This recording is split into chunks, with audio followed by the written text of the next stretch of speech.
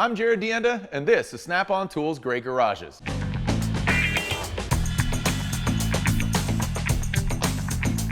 We're in Santa Barbara, California to take a look at a shop that builds 100-point restoration vehicles, million-dollar Maseratis, and some modern-day supercars. Let's check out JML Restorations.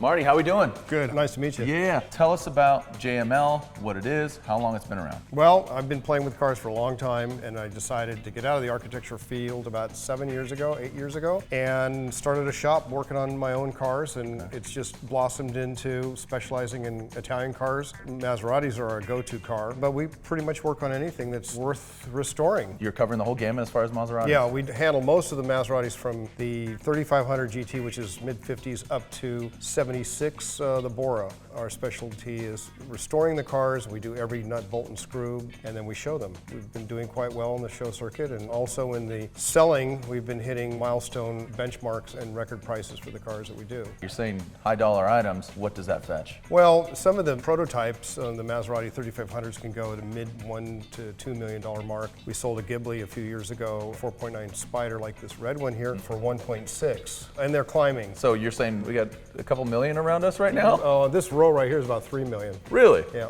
No metal around the cars at all? Take my rings off and take the watches and belts off. Yeah, we walk around very carefully. We don't want to scratch anything. Why Snap-on Tools for you and your other associate? Oh, by far they're the best tools, and they're coveted by everybody that knows how to use a tool. Mine keep getting stolen.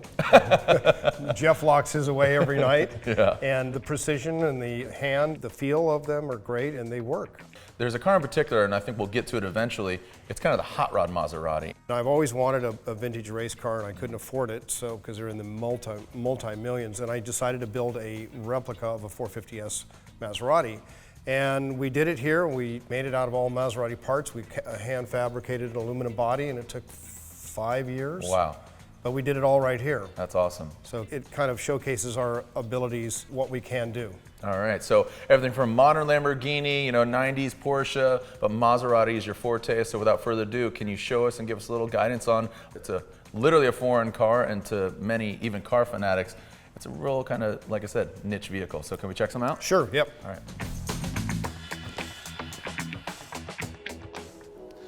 All right, so this thing looks beautiful. Customer's car? Yes, this was an original car we got in as a trade against a Vignale Spider, like one of these. Okay. So I owned it for a very short period of time, but then I resold it to a gentleman, and then he fell in love with the car and he decided to restore it. So we started with the cosmetics, and then we continued on with the mechanics, take the engine out. Oh, might as well rebuild it while we're there. So this is the latest iteration of a 3500 GTI.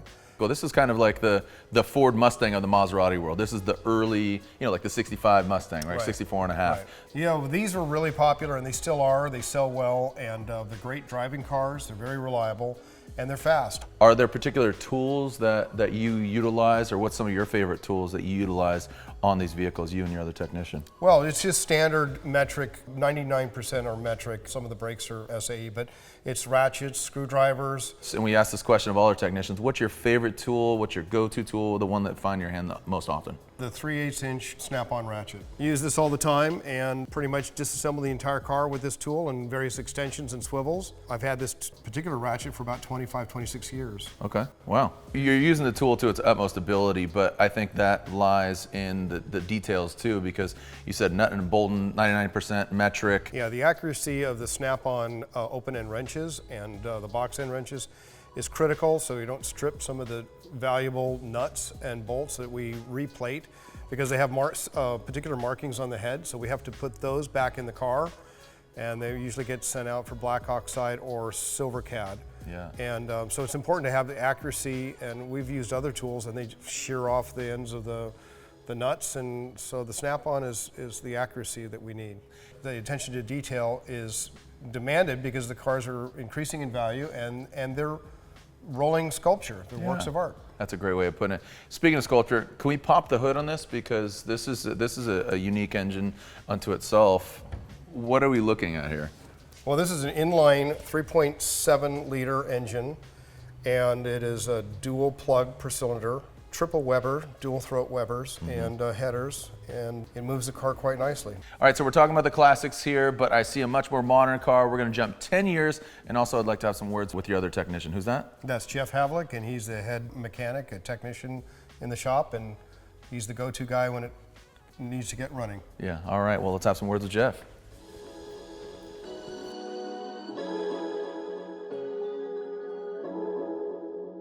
You are the technician. Marty says you know a little bit more than he does in particular genres or areas.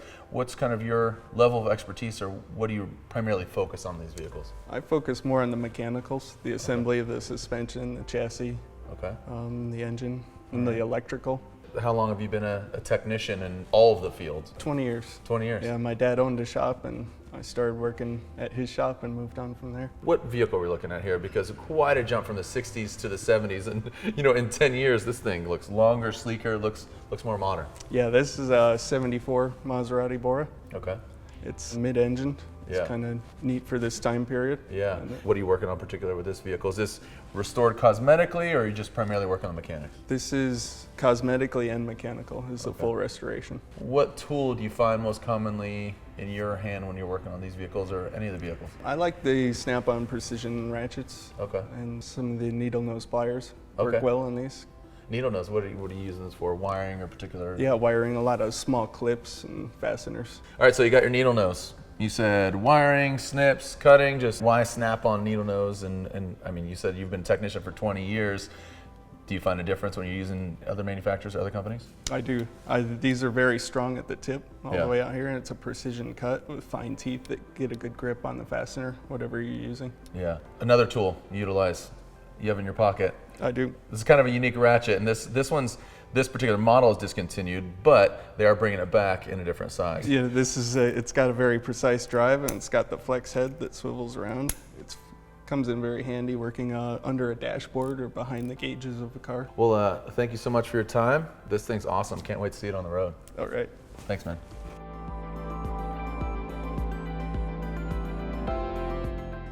Had some words with Jeff, and now we're looking at another vehicle you're restoring, and this thing's adorable. Tiny little car, what are we looking at? This is a Fiat-based Auto Bianchi transformable, 1960. Belongs to one of our clients, and we got it in as a basket case, and we're trying to put it together. So we did all the body work and the rust repair, and it's all been painted, and it's beautifully done. Undersides, wheel arches in the interior is all white. The roof is black, obviously. And now we're going to assemble the engine. Tiny little car, tiny little engine.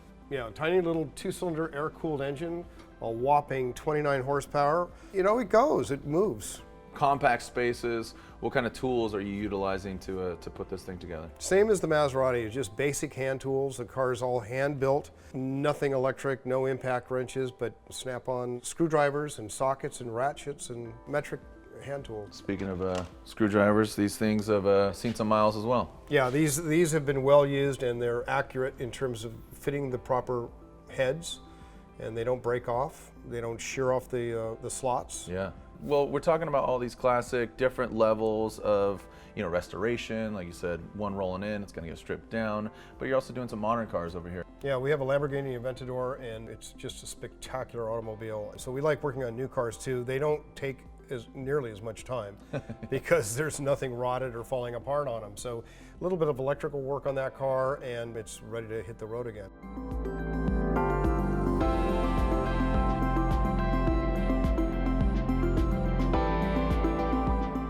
So we talked about this vehicle in the beginning of this whole episode, and now we're finally here. How long did this vehicle take to build, and what is it? Well, it's a recreation of a Maserati race car built in the late 50s called the 450S type Tipo 61.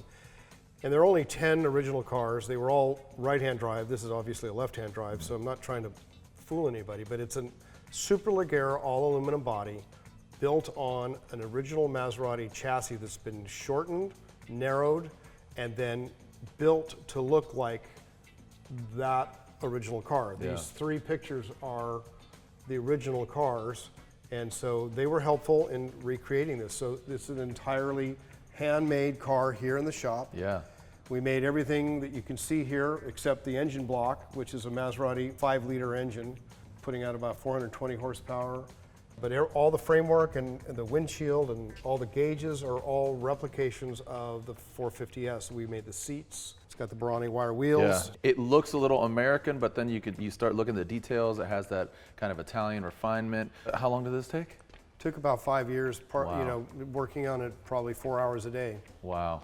That's, You know, it took a long time to build it, and it was my first complete from scratch car build. This is not a kit. yeah. Every single nut, bolt, and screw here has been hand fabricated. So it took quite a bit of time, but it's all aluminum with the steel frame tubing. This car weighs 2,100 pounds, and so the power to weight ratio is huge. Yeah. It's fun to drive. This is a driver. And Yeah. how often are you taking this out? Not often enough. It's probably once a month at best. Yeah. I got to say, this is a great testimonial of the work that you guys do at JML. You guys utilize the snap-on tools, the level of refinement, the attention to detail. Man, thank you so much. Great to have you in the shop, and thanks very much for showcasing our work. Yeah, no, thank you. And let me get the keys. Okay. You might not fit. No, I definitely won't fit. Well, thank you so much. Thanks. Thanks for watching another episode of Snap-on Tools Great Garages. For all things Snap-on Tools, be sure to like our page. Also, comment below on what's your favorite vintage supercar.